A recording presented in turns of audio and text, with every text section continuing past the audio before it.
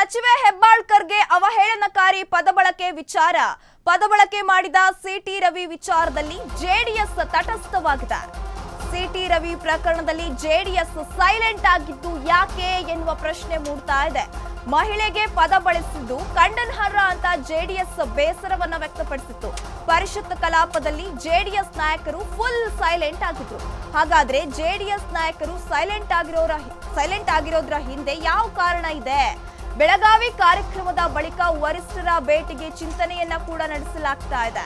JDS silent ಹಿಂದಿದ್ಯಾ ರಾಜಕೀಯ ಲೆಕ್ಕಾಚಾರ ಎನ್ನುವ ಅಂಶಗಳು ಕೂಡ ಇದೀಗ ಪ್ರಶ್ನೆಯಾಗ್ತಾ ಇದೆ.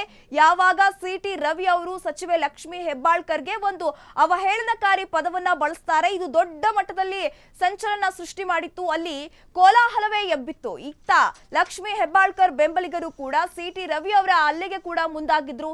ಸಾಕಷ್ಟು ದೊಡ್ಡ ಮಟ್ಟದಲ್ಲಿ ಪ್ರತಿಭಟನೆಗಳು ನಡೆದವು. ಇತ್ತ ಬಿಜೆಪಿಯವರು ಕೂಡ ಸಿಟಿ ರವಿ ಅವರ ಪರ ಬ್ಯಾಟ್ ಬೀಸಿದ್ರು. ಈ ಎಲ್ಲಾ ಅಂಶಗಳು ನಡೆದ್ರು ಕೂಡ ಯಾಕೆ ಜೆಡಿಎಸ್ ನಾಯಕರು ತುಟಿ ಬಿಚ್ಚಿಲ್ಲ, ಈ ಕುರಿತು ಯಾವುದೇ ರೀತಿ ಮಾತನಾಡಿಲ್ಲ ಅನ್ನೋದು ಪ್ರಶ್ನೆಯಾಗಿ ಮೂಡ್ತಾ ಇದೆ.